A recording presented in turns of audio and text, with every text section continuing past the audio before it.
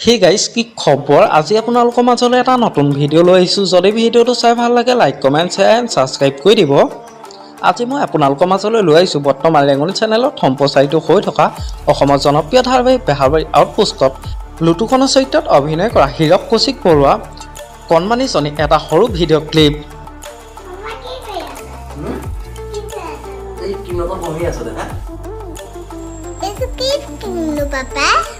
বহুত দামী ক্ৰীমো দেখা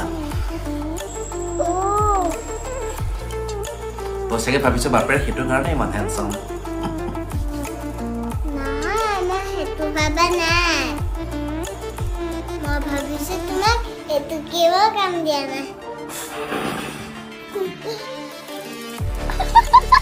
আপোনালোকে বাৰু কণমানিজনী ভিডিঅ' ক্লিপটো চাই কেনেকুৱা পালে মোক এটা কমেণ্ট কৰি জনাবচোন